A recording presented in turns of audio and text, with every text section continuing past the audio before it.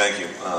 Sorry I was a little late. We got stuck behind filming a commercial on the way over here. So you don't run into that every day in Madison. Reminder once again how great it is to be out here. I think it's a great change of pace for our kids to be in a traditional matchup with the Oregon, with the Pac-10, Big Ten, Pac-12, but the traditional matchup that comes into it, and to be with Coach Kelly on a national stage is a great opportunity for our program to grow, especially 2 years back-to-back, and the granddad of them all is absolutely outstanding. I thought our kids have handled the week very, very well. We've got great weather, great preparation. Everything out at the Home Depot Center is awesome. The way the Rose Bowl sets us up from the time we arrived to where we are today has been a first class all the way through. So very excited for our kids, our program, our state, our university. My guess is we're going to see a lot of Badger fans out at the pier later today. They started arriving pretty good yesterday, and I know our kids are excited to see that support as well. So just a great time to be a Badger. Open up for any questions. All right, just name and affiliation. Left side, second row, far left. Coach Michael Burke, KGW in Portland. If you could take away one player or one facet of their offense, they can't use it, what would it be? I mean, I get the question. I don't think, as a coach, I'm wired that way, if you can say that. The one thing that I really appreciate, and one of the difficult challenges that we have is just the tempo of the game offensively. That's I think, a key factor. When you see it on film, one of the things I've done is I've watched Oregon on TV copy, because you get used to the speed of the game. That's real, instead of, when you're watching on our video, it's at your own pace, so you have to really get a good feel. Thought our scout team guys and our coaches have done a great job trying to simulate that during our preparation, but that probably is the most unique challenge of their offense. Come back on the right, far right, second row. Brent Bennett with ESPN.com. Brent, Russell seems to be a guy who really embraces the big moment, and obviously this is his first time out here. What's been his reaction this week, and what do you expect from him on this stage on Monday? The same thing as you guys have seen him during the course of the year. He really just handles the moment, embraces it. I remember reading a quote from him after the Michigan State game about, everybody wanted to go down the road of woe's me, what's going to happen now, and he's like, that's the greatest environment I've ever played in. And then he followed it up the next week when we had a setback at Ohio State. He embraces those challenges. He made an interesting comment to me the first day when we got off the plane. We went to the Rose Bowl, and he's like, Coach, just think, he goes, a year ago I was in an NC State locker room, and then I was in a professional baseball locker room, and now I'm in the Rose Bowl locker room. And as a young kid growing up, to think that you would be in that environment all before he basically takes the next step forward in his professional career is pretty special. Go down the middle here, about third row on the left. Sean Schaub, KZI, Eugene, Oregon. Coach Kelly has preached for the last couple of years now to his players that no game is any bigger than any other game. Game one, Rose Bowl, there's no difference. We've heard a lot from your players about the significance, though, to them of winning a Rose Bowl, and they've even used the term legacy.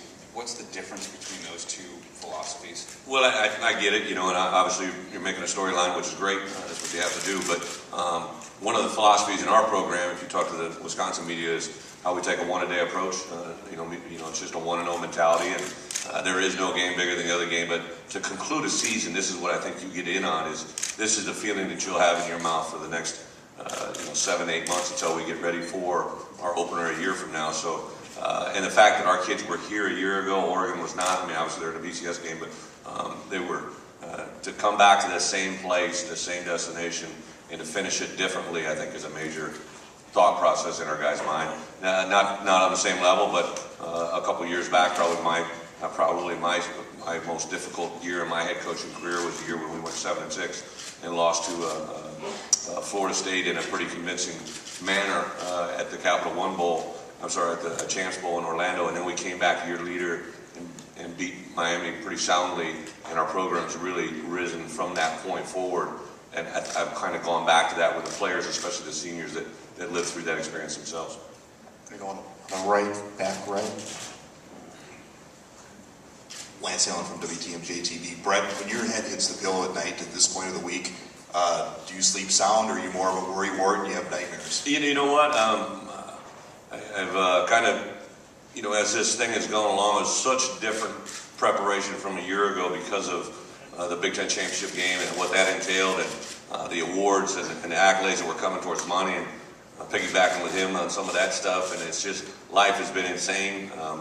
To top it all off, my fiance decides to get sick on Monday when we get down here, so I've been, sidestepping those things, don't touch anything she's been handling. She'll be really glad I let that out there. We may not even get to March, it's been one of those things where there's a calmness to our preparation. Obviously, from the outside world, everybody's going to hit me with, you're losing two of your coaches. You got this. That's why I'm in this position. That's why I do what I do. I really thrive in this. Whether we win, lose, whatever happens, I'm doing everything and anything I can, and you do that in a way that you feel comfortable with. If I was doing something like traditionally yesterday, we're a program built on work. We are what we are because of what we do every day. And I gathered our guys yesterday, and we didn't even go to the Home Depot Center. We just kind of took some time to go through a walkthrough, and I floored those guys. I mean, I think about half of them passed out because they couldn't believe I did what I did, but I just really felt it was time to back off, let them get their legs underneath them. We'll go out there and have a great practice today. And, that was a decision that rested solely in my hands, and then we'll roll with it. We'll go on the right, fourth row in the middle. Jesse Temple, Fox Sports, Wisconsin. Over here, Brett. Yep. Just was curious, from what you know about Coach Kelly, how do you think that you guys are similar and different just from where you came from to reach this point? Well, I've always, I can't remember that. I think I met Chip like 4 years ago. I talked to him on the phone a couple times with some coaching situations. It was GA he was interested in. And I just liked his personality. And people that knew both of us kind of said all along, like, hey, you guys you'd hit it off good. Last year I met up with him in New York. And at the time we were both bachelors as well, so maybe there's a common bond there.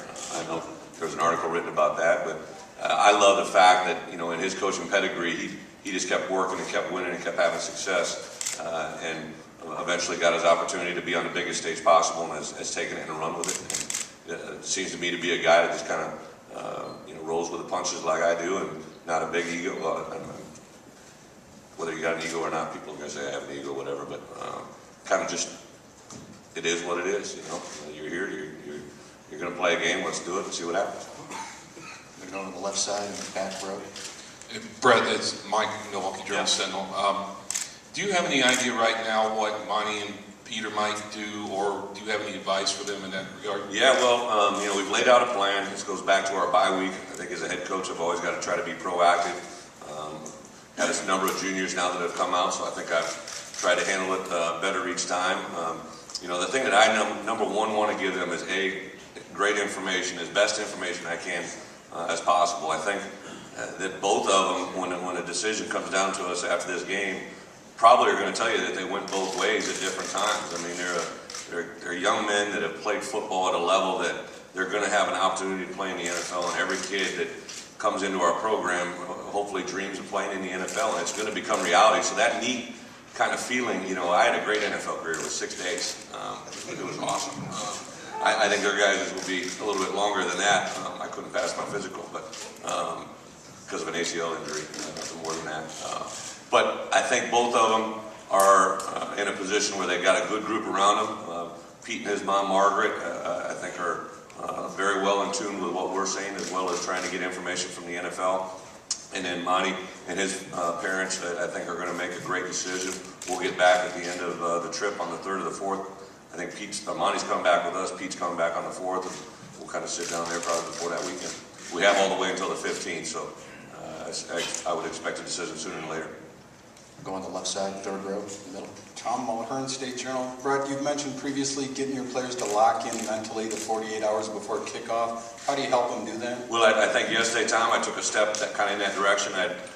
What we basically did is we went through some detailed meetings, then we went into an OD walk. Then Herbs took them out in a pool and did a little hot cold contrast and flexed them and stretched them. And one of the things I then grabbed my leadership group, my group of seniors, my captains for sure, said, hey, taking this, what would be a normal Wednesday at game week, and now I want Thursday, Friday to be great focus, because a year ago we didn't play well in the first quarter and early in the first half, and I'm putting a huge emphasis on, coming out of the gates, with the intentions of being sharp from the first snap. So that's a big part of it. And I think the fact that we have such great senior leadership is going to come up huge. Go on the right side, back row, right at the light. Hey Brett, Mike Hall, BTN. You mentioned that the tempo of the offense is what's unique for Oregon. What words would you use to describe their offensive tempo?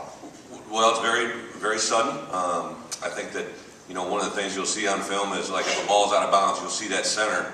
He's going to go try to get spotted where that ball is going to get spotted from the referee and snap that ball as fast as they can, if that's what they choose to do. Now, they'll have a couple different tempos. They may get to the line, check with their coaches. They may get to the line and run an automatic play. I think we got to be aware of formations that are into their boundary where they can get a large group of receivers in a short cluster close to their sideline and make sure that we're lined up because we're coming, obviously, it could potentially be coming from the other sideline. So there's a couple things that you got to be aware of, but I would say that the urgency of what they play on offense is very, very fast. Back on the left. Hey, Brett. Yeah. Tom Alts, Wisconsin State Journal. What would it mean for you as a coach to win on the big stage of a BCS bowl game? Well, it'd obviously be better than losing. Last year we played a very good football team to a very close finish. They were one of two teams that ended up being undefeated in the Division I football last year, and number 2 in the country. We lost by a couple points, so didn't get it done. I know that I'm 2-3 in bowl games, postseason bowl challenges, so getting me back to 3-3 as a head football coach, and the biggest thing is it would leave a very good taste in your mouth for this point moving forward. We go in the back, in front of the camera there. Rob Vogel, WMTV Madison. Coach, your players when asked, they said that they're put their head on the pillow the next couple of nights. They're doing a lot of visualization, dreaming of making that big pick or scoring a touchdown or doing that kind of thing. You've been there as a player and had that moment. Now as a coach, are you dreaming of making the right call these next couple of nights? What's going through your head when you envision the game? One of the things we talk about is visualization. When I played for Hayden Fry, he actually used to cut the lights in the locker room before we left for the field, and he'd tell you to visualize and make yourself a big play. And I've told the story to my players. My first game against Michigan State, Big Ten game, I envisioned making a sack off the right edge. It was very vivid, and honest to goodness, the first third down, I'm in there. And I was unblocked, and I came running to the quarterback, and he saw me and stepped up, and I went running right by him. And I've always referenced that I didn't finish the play. I was running at the quarterback, but I vividly remember never making the play. My group of friends that I played with always talk about that because Coach Fry was big on that. So we talk about it as players. I would hate to think of some of the visualizations that some of my players are actually thinking when they're going to bed. Some of my knuckleheads, I don't know if it's about football. So it is, I think, a great perspective, and as they're locking in, I really believe Thursday night, Friday night, we always talk about tonight, that was the most important night of sleep, of rest, 2 nights before the game, so I think that'll be a thing that they all emphasize. We're going to go down the middle, third row on the left. Coach, what's it like coaching in the Rose Bowl Stadium, and how would you compare it to a newfangled place like Lucas Field in Indianapolis? Well, both great venues. I had never been to Lucas Field, so Indianapolis and the experience, and Jim Delaney and the entire Big Ten administration did an off the charts championship game. It was unbelievable. Obviously won the game. We probably have a pretty good feeling leaving the stadium, but the environment for the fans, for the people who are there, was outstanding. This is a whole different deal now here. Great venue, great events leading up to it, but the Rose Bowl Stadium in itself is incredible. That's why I always take kids there the first day, because I think there's such a wow factor to the stadium, and I wanted to get them there and see the field before all the other stuff gets up around it. Now, when we come back in there tomorrow for our picture, it will be, there'll be all kinds of media, there'll be all kinds of different tents set up, and it's a different feel. I want them to see that presence and realize how big a stage it is. We go back on the left side, back row. Brett, you mentioned before with Russell's success that other quarterbacks may be interested in transferring to Wisconsin. Do you still see that happening, not only transfers, but with recruits, especially on the offensive side now that you're going to have a new coordinator? I kind of just play that ball when it comes up.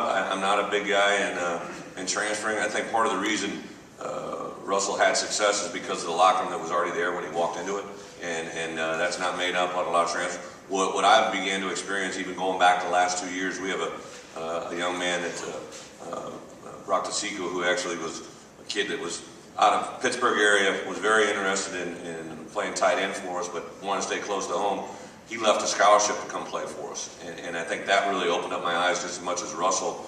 There's kids that go through the recruiting process, and some of them may sign with maybe schools that are closer to home, or maybe some sexier schools when you're 18 years old, they look really nice and look really pretty. But when you're 20 years old and you're getting your head knocked in and not going to games the way that you thought you would be, and you look at Wisconsin doing it the way we've done it, that gets kids more, just as much as anything. The Russell scenario and all that goes into it, I think does enlighten some guys at specific positions, but nothing really to come across right now. But as far as the coordinator too, I don't think, I told my guys, when Paul was leaving one of the meetings right after, I said, if anybody wants to run the spread, you're going to have to transfer somewhere else. Because we're not going to go that route. We'll be a pro-style offense and roll into it. As I hire coaches here over the next couple of weeks, we really have, one of the agreements I made with Paul and Bo and our team was, we made the announcements, we moved forward, and it's been absolutely outstanding. I think our kids will get a little juice out of it because Paul and Bo are leaving to play their best for them. And that's what the kids have at least been regurgitating back to me. Gonna go straight down the aisle in front of the camera, Ben. Coach Warren Williamson, Oregon Duck Football News. Pac-12 teams had difficulty this year in their substitution patterns on defense. What are your concerns about that regarding the pace of Oregon? Yeah, absolutely. You can see that on film time and time again.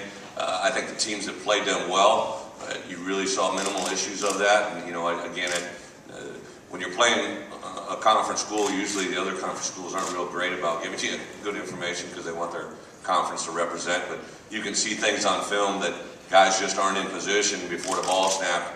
And again, the TV copy gives you that as much as anything. So what we're going to have to do is minimize the substitutions that we are able to make and also take advantage of, obviously plays or game or situations where there's going to be a break in the action. We go in the front row on the... Coach Snuff from Midwest Family Broadcasting, Madison. You talked about tonight being the most important night for sleep for your players. Can you talk about the parameters for your players tonight on New Year's Eve? Yeah, what we do, this is like the Thursday of game week for us. And what we're going to do is we'll get back from the pier. I'll have a team meeting at 6:30 tonight, and I'll kind of lay some things out there for them that, that it's a meeting where we talk about the game, but we talk about the bigger picture of things. I'll talk about a good night's rest. I'll talk about visualization. I'll talk about tomorrow's schedule. We'll eat dinner in a mandatory team setting, and then a lot of guys tonight we'll go probably watch a movie, watch the bowl games that are on TV. No bars, no clubs, no anything. Our guys knocked off alcohol after the second night here. The guys are over 21, so they've really been a focus group. They asked for a tighter curfew window after the third day, so I like where they're at, and hopefully they bought in. They have a lot this year, and it's paid off for them. Come back on the right, second row. Brett, next week the SEC is going to have a championship game between two of their teams, and I wonder, do you get sick of hearing about the SEC all the time, and what's it going to take for a Big Ten team or somebody else to kind of stop this run there? Yeah, if you one of the things that I really believe about, if you've done it, you ain't bragging. They've done it. Obviously, the stage is set for them again this year. To get two teams into the world of college football, that's a great thing for them. And until another conference, I'd love for it to be the Big Ten, unseats them from a national championship stage. It is what it is. I would, obviously be very excited to play Oregon.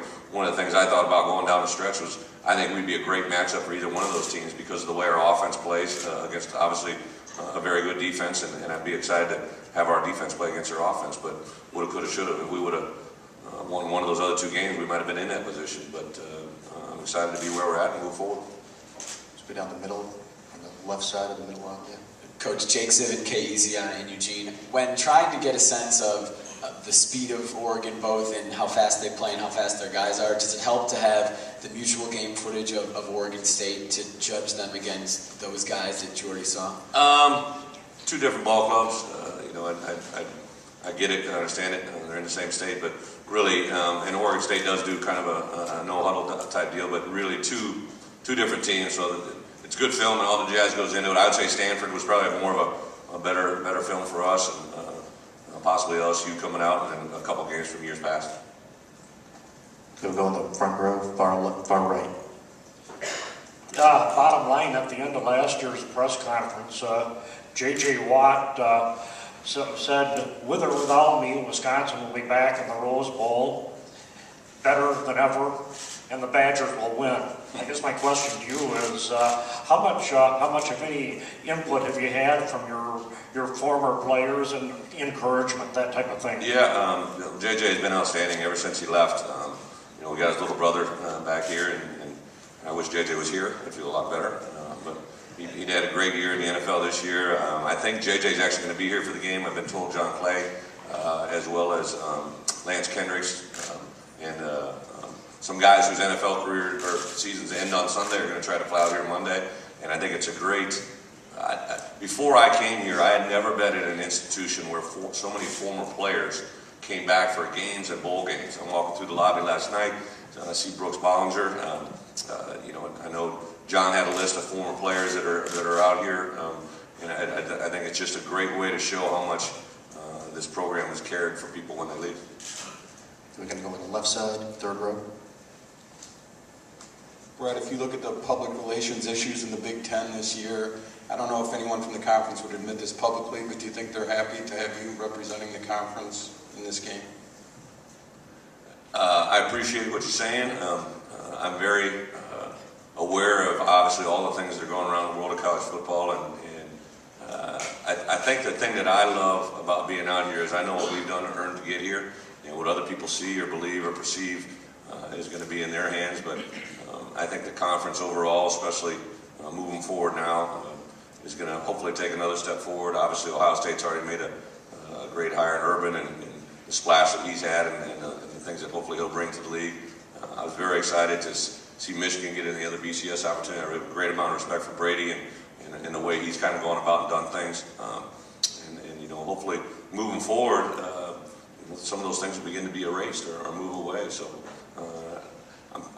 I'd be flattered if people were happy for us, but my guess is a lot of the Big Ten doesn't like us back out here in the second row, here in a row, just because it's a little bit of a sign of that things are going very, very well for Wisconsin. All right, thank you, folks. We'll call it there. Thank you. Thank you.